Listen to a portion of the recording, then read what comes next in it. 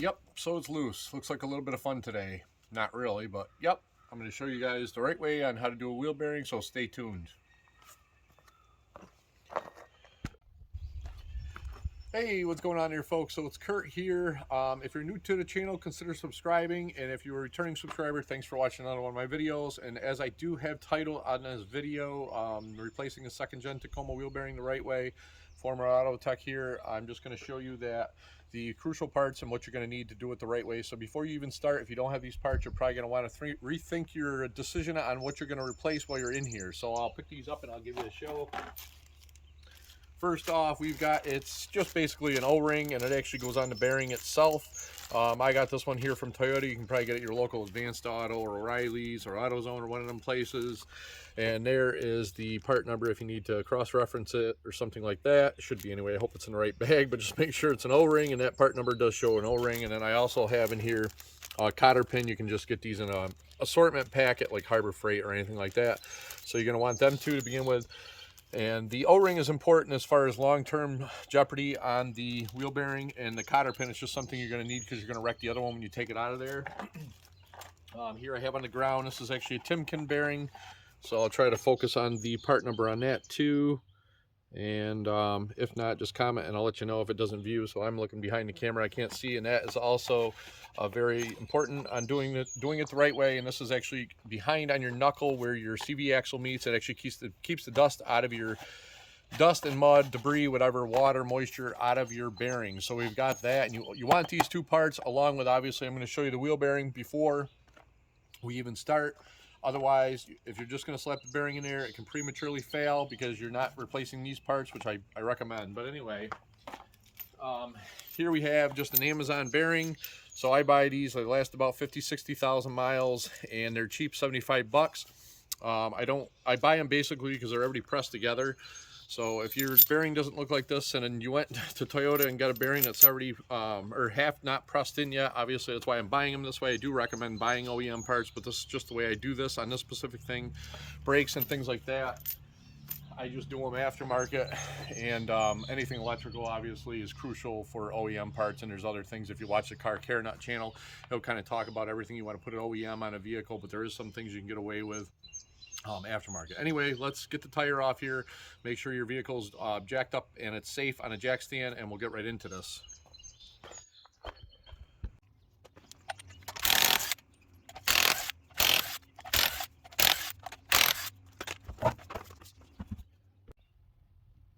Okay, folks, moving on here. So I'm not actually going to show you me physically doing it, but I'm going to point out everything. I'm going to kind of do it before or after, and I'm going to show you everything you need to do just so that I can make sure it's step by step and good for you.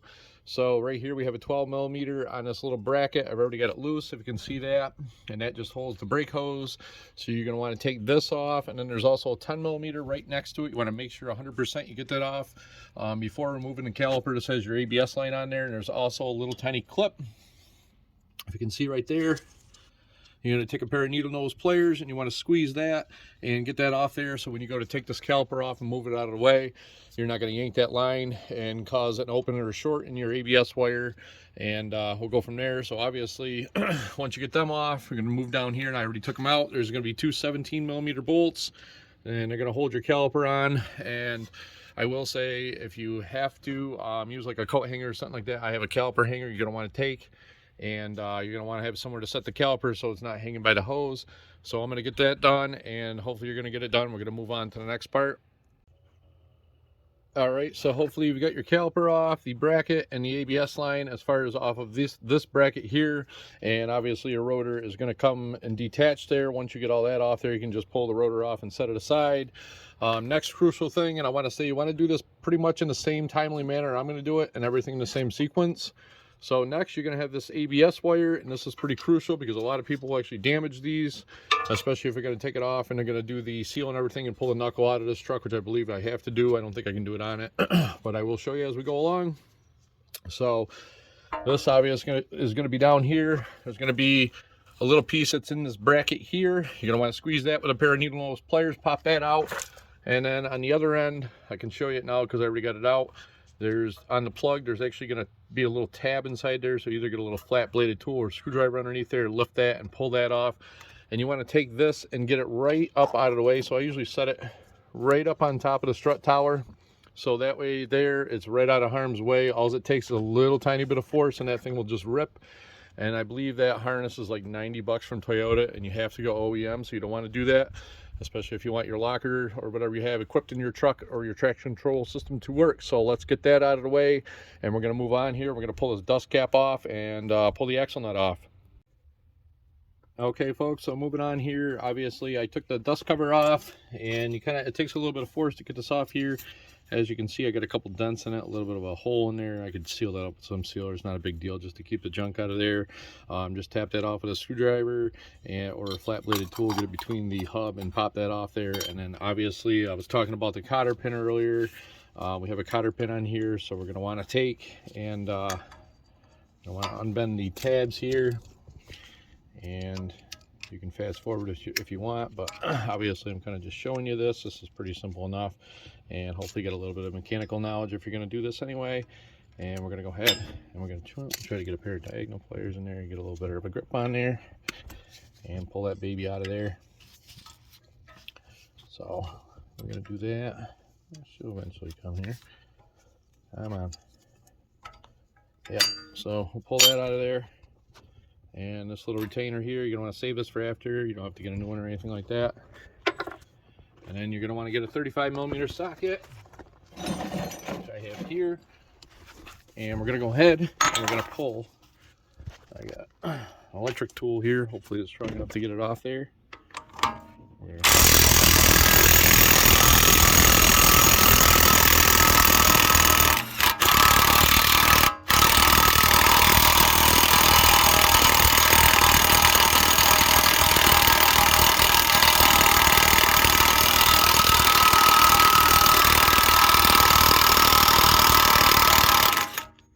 I don't like the way it came off the end of there, but it did come off, so sorry about the noise. Looks like the threads look all right. Well, I don't know. Maybe it's just got, I don't know. Anyway, okay, so we're going to want to pop that out. Next, we're going to go ahead, and we've got 4 of these bolts, and they're 17mm. So I'm going to go ahead and get them off, and we're going to talk about getting the wheel bearing out of here after I get them off of there. So again, I'm not going to do it on camera. You're going to want to take a wrench. You have to get a wrench in here, and you have to do them kind of like sequential, one at a time, and you got to do a little bit at a time and get them all out of there. It's kind of like the worst part of the job besides actually separating the hub from the knuckle. So we'll go ahead and we'll get that out of there. Okay folks, so moving on here, I kind of missed a little bit of a step that might help you out. Obviously if you're mechanically inclined, you're going to find it out. So in order to get all these bolts all the way out, and that's obviously why these bearings are actually pressed in, you have to actually separate the hub from the knuckle and pull it out a little bit in order to get these all the way out, because the nuts actually, or the bolts actually hit the hub here. So obviously mine is separated pretty good. You may have to actually start to loosen all 4 of these just a little bit, like pretty much a 1/4 of an inch, and then you're gonna have to pound on this with a hammer, or if you're lucky enough to have a slide hammer, you're obviously going to attach a slide hammer to your studs here, and you're going to go ahead and do that. And if you live in the Northeast, obviously mine come apart real nice because I've had it apart before, and I do use Never Sees when I put everything back together, because I know I'm going to be working on this truck, and I know I'm going to be stuck owning it for a long time. Maybe, I mean, I love this truck. It's actually like a part of me now with everything that's custom and everything I've done to it. I know the truck in and out. It's just like, you know, anything you have in life. It's, you know, you take care of it and you know it, and it's just easier to work on as time goes on. So anyway, let's do that, and hopefully by now you've got the bearing loosened up. So here, obviously everything Never Sees. You're gonna look at mine, you're gonna maybe be a little bit jealous because it's all greased up and everything's gonna come right apart and slide right out. I didn't write down when this bearing was replaced last, but it's bad. It wasn't totally bad, but it was really loose, or loose enough to be bad. So we're going to then take our dust cover off, and we're going to move on to our next step here. Another thing you have to be careful of is the ABS sensor that's in there. You want to be careful. You don't want to hit it with the axle or anything like that, but we will move on. We're going to actually get this knuckle out of the truck, because that's going to be part of replacing the important parts and the seals on the back of this. And so we're going to go ahead and we're going to get the tie rod out of here. We're going to get the sway bar off. We're going to get the ball joint out. Actually, I'm saying we're going to go ahead and do it. So you're going to want to do it if you went that far. I believe there's 17 or 19 inch bolts on the bottom here. You're going to want to separate the ball joint This is either, I think that's a 17 millimeter on the tie rod. You're going to want to separate that. My sway bars are aftermarket or Moog, so I'm not sure. It's probably going to be like an 18. And this is going to obviously be different if you have a factory Toyota, because I have JBR upper control arms, the ball joint nut's going to be different. So we're going to go ahead and we're going to remove the knuckle from the truck. You're probably going to have to give these a little bit of a pound to get the tie rod out and the ball joint. You can hit this surface here. You can hit this surface here. Don't hit the top of the threads without the nut on the top, or you're going to damage the threads, in case you're doing that and you're new to this. And the ball joint's pretty self-explanatory. You just take them two off and it should separate fairly easy. And we're going to pull this aside. Obviously your ABS wire is disconnected. We're going to pull this aside and we're going to get it on the bench, and I'm going to show you how to replace them important seals. So before we go on to actually replacing the seals on the knuckle and bringing that thing downstairs, I wanted to put a little pointer tip in here on making things last. And these shields, OEM from Toyota, you can quote me if I'm wrong, but the last time I think I checked, they were like 79 bucks. So these things just rot off of like any vehicle you own. So I just go ahead, and this is one reason I could actually tell what our wheel bearing without actually writing it down and keeping track of it, which I usually did, but I didn't on this one. But I actually paint these so that they don't rot away. So this one I just threw some spray paint on it. And that's how I could actually tell I replaced the driver's side more recent, because I did the same with the driver's side. So depending on what you want to do, and if you really want to keep the truck for a long time, it doesn't hurt to throw a little hint of Rust-Oleum on it. And you know, again, it's not going to rot off, and it's expensive if you got to replace it, and you got to have it in there because of the space between the hub. It actually makes up a little bit of a difference with the engineering of the truck. So we'll get downstairs and we'll get on to the crucial parts. All right, folks, so I've got the knuckle out of the car, or out of the truck, I should say. Obviously, it's sitting here on the bench. Hopefully your fight was as fun as mine. Mine wasn't horrible, but, you know, everything gets pressed in there with the ball joint, the tie rod, and the sway bar. Of course, they all wedge in there. So I actually just realized on this, too, my seal was just replaced probably about last year, as far as the when I did an axle on this thing. So moving on here, we're going to want to take, and I'm another freak crazy about things. So I know that these are expensive, and I try to prevent any unnecessarily expenses. So I'm going to pull this sensor out of here, which should come out of here pretty easy. Yours may be a little bit troublesome. It's your choice for the ABS sensor, whether you want to try to take it out or you want to be careful not to damage it. I'm taking it out because I can clean the surfaces to make the new stuff go in better. So I'm going to take that out of there. And we're going to set that aside.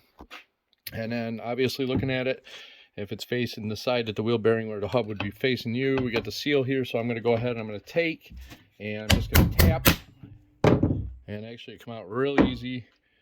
Again, I've had mine out. Yours might be a little more troublesome. And the spring and the seal there actually did break. So you're going to want to take and pound the seal out of there, and then we're going to move on here. So I'm going to get all this stuff cleaned up off of camera. And we'll go ahead and I'll show you how we're going to press it back in there. And this seal actually, it seals between the axle and the hub, and then the other little O-ring I'm going to show you is actually going to go on the bearing, so I won't miss that part before you put the bearing in. Obviously, you're going to want to do that, and it's all personal preference. You don't have to do this. If you want to just take it all, slap it back in there, and hope for the best. I've done that before too, but I found out, you know, one wheel bearing after 30,000 miles, and there was a bunch of mud and stuff in there when I used to go off-roading. I realized why it prematurely failed on me. So let's get on to the next part here. Okay, so moving on, folks. Hopefully you got everything nice and cleaned up, and as you can see, I got a little bit of grease put on where the actual seal is going to go on here. So I've got that all sealed up, and it's kind of funny because if you look at this, it's almost like a pipe brush or a pipe cleaner on the end of a drill. My mother would buy these things when she used to go out shopping when I was a little younger, when I was working on cars, and I would always say, don't buy them things because I have no use for them. But actually, this thing's actually going to come in handy because it cleaned out the hole where the ABS sensor went right in here, so it actually worked pretty good for that. Anyway, so we're gonna move on here. I've got that all cleaned up and sprayed off with brake clean to get the dust off there, and we've got the seal here. So obviously it's going to be the back side of your knuckle, and you're just going to go ahead and you're going to set the seal here, and we're going to go ahead and we're going to give this a tap. So while I'm holding the camera, and I'm not actually I don't have the camera stand right here with me, so I'm going to go ahead. I'm going to do this off camera. So you're going to want to take, and you're going to want to use a piece of wood, and you're going to obviously want to take a hammer, a little one like that, and you're just going to want to lightly tap this in there, and you definitely want to use wood. You don't want to just try tapping this edge because you can damage the seal. So I'll go ahead, I'll get that in, and we'll continue on. Okay, so a little bit of carnage here. It's very soft pine, but it's in there, and the good thing is the wood broke, and you can actually see the lines on it. It didn't damage the seal. It went in pretty tight even after cleaning it. But if you look, it's actually seated right there where it should be. You can see a little bit of grease sticking out there, and hopefully yours goes the same way without damaging this, because it is possible. So let's get outside, and we'll talk about what we're going to want to do on the axle side of the surface and the wheel bearing side, and we'll get it put back together, and I'll move step by step. Okay, folks, moving on here. So we're going to go back together. First off, I want to point out a few things you want to do. So you want to make sure that you put a little tiny bit of grease around the axle, and after you can kind of clean this up a little bit too. It should be fairly clean unless unless both seals are wrecked. There is also a flange and a seal on the axle too. This one's new. I probably should have mentioned in the video the check yours, but most of the time these are going to stay good. If you, I don't know about replacing these. There may be another video on it, but I believe these obviously are replaceable on the axle. So them obviously are going to have to be pressed on too, but hopefully yours is good. And we're going to move on from here. And again, a little bit of never sees on the splines is always a good thing if you're in a rust belt, and a little bit of grease around here in the seal. And obviously we've got that in there, a little bit of grease on the seal here that you put on there. And then the O-ring that we're talking about here is going to go on the actual bearing. So I already put it on there so I wouldn't forget myself. Just make sure you can see it. So go ahead and slap the O-ring on there. And we're going to go ahead and we're going to get everything back together. So I'm going to do it off of camera. So first off, in a sequence, I'm going to say, obviously you're going to have to put the axle into the knuckle, and we're going to set that on there. Maybe get these 2 bolts in first. I don't think it's going to be crucial on how this all goes together. And the sway bar, obviously, you could do that next. You can do the tie rod, and then obviously at the end, the ball joint, you have to put a little force on that. So let's go ahead, and we'll kind of, you're going to do yours and I'm going to do mine. And if there's something that I forgot or a better sequence, I will tell you a little bit after, but obviously you're going to be watching this before you do yours, so we'll move on here. Okay, again here, moving on, folks. I don't have the torque specs on all this stuff because obviously mine's going to be different from yours if you have aftermarket stuff or you have OEM, depending on that. So I'm just going to kind of make sure that you've got everything tight. So we're going to go down here, and I did start the sequence of the bottom ball joint. I did set the knuckle in there, and I tightened them. You can go on Tacoma World and look them up. I've got a feel for this. I've done it for years. I know the torque specs by kind of just feeling it, and I've got the wrenches and stuff to tighten them adequately. So I've got that tight. You're going to want to make sure that's obviously tight. Double check all your work. I'm not responsible for anything you leave loose, and if there's something I leave out, I'm in trouble myself. So as far as the castle nut on the tie rod, that could be different too if you have an aftermarket tie rod. I do have Toyota tie rods on this, and I didn't actually mention this, but you're going to need a cotter pin for that. You can just pick that up obviously anywhere local, your local parts store or Harbor Freight or something like that. So you're going to want to, definitely tighten this back too, because you don't want to over tighten. You can actually break these. So again, moving on here, we've got the sway bar link, and mine's aftermarket too, so I don't have the torque specs for you, but go on to Tacoma World. I'm sure they've got it on there somewhere on the internet, and make sure it's for a second gen Tacoma. And so yeah, so moving on, ball joint, tie rod, sway bar link, upper ball joint, get all that connected up. And then we're going to go ahead and we're going to take the hub, and we're going to get it set up here. I'm going to do it off camera. Again, you obviously got 4 bolts, and you got to work them in little by little, and the hub's got to pull in as it goes in. I'm going to put a little never sees on here so that the next time I get to do this hub again, I know it's going to happen. I'm going to be able to take all this stuff apart, and it's, you're not going to have to fight it and swing a hammer for hours to get it all apart. So I'll get the hub on there, and we'll basically bolt up the basic stuff to go on the brakes and stuff like that. And if you have any comments or any questions at this point, just let me know, and I'll try to answer them as soon as I can. It does go right to my email, so we'll go from there. Okay, folks, so moving on here, and I want to say quickly, so now I have a CarQuest bearing that I actually put the part number up to there. So I'm not sure if the other bearing was actually, the part number was right. I think it was actually packaged incorrectly as far as the Amazon bearing. So this is CarQuest. It's a couple $100. I will say it also does come with the seal that goes around here. It's actually already on the bearing, so you don't have to buy that O-ring, and it does come with the dust cover or the seal that goes on the back of the knuckle. So we're going to go ahead and we're going to slap this baby in. And oh, it's also warranted for 3 years, which is really good to know. So keep your receipt. If you buy one of these, you're better off with this than Amazon. Well, it is a lot more expensive, but we'll go ahead and obviously that's the next procedure here is we're going to put the wheel bearing in there, and you gotta, I'm hoping these are still 17mm bolts. Well, it doesn't really matter, I can just grab another wrench, but I'm going to go ahead, I'm going to work that in there, and we'll move on and we'll basically wrap this up, and we'll go from there. All right, folks, so moving on here, obviously you can see I got the hub all bolted in and everything. I didn't film putting that in there, so I've got this torque down. So that on Tacoma World is 173 to 175 foot-pounds. That's pretty crucial on all wheel bearing and manufacturers on every different make and model of vehicles, as far as premature bearing wear it can occur if you don't have them tightened to the correct spec, so make sure you do that. And then these, I believe, are about 50 foot-pounds of torque. I kind of got a good feel for that, so just double check that if you want to be crucial, and make sure good and tight and everything. And obviously you can see I got my nice shiny shield on there, so it's good for another 2 winters in the Northeast without rusting. So that's all that. Obviously I've got my dust cap I got to put on here. I've got my rotor, I've got my caliper, I already buckled up all the other things that I had mentioned. And if you are watching this, I just want to say this for a little safety precaution. I'm not doing, I mean, you can say I'm a little over safety precautious, but I always used to do this when I worked on vehicles. So I would just kind of say to myself, every single thing that was taken apart, I would double check. So I know that I took the upper ball joint, I made sure that's torqued to spec. I obviously took the sway bar link off, I made sure that is torqued to spec, and I just make sure I did it, that's all. Because, you know, if something happens, something comes loose, obviously there's going to be an accident or something bad's going to happen. And then I go down here and I just say, yes, my tie rod's tight. And again, down to the lower section, you want to make sure both of your ball joint bolts are torqued to spec. So that way there, you know, once you reviewed everything, you say, okay, it's fine, I know I can take it on the road. If I wanted to, I could hop right on the highway and make sure everything's okay. Well, I don't recommend hopping on the highway, just driving around the block first or something like that. It'd be great. And then obviously I'm going to put the bolt the rotor on and put my cap on here, and wheel bearing bolts are all tight, and make sure the spin's free, no odd noises or anything like that. And obviously the caliper, we're going to put that on there and torque that, and we're going to obviously torque and put the wheel on, which I'm not going to show you.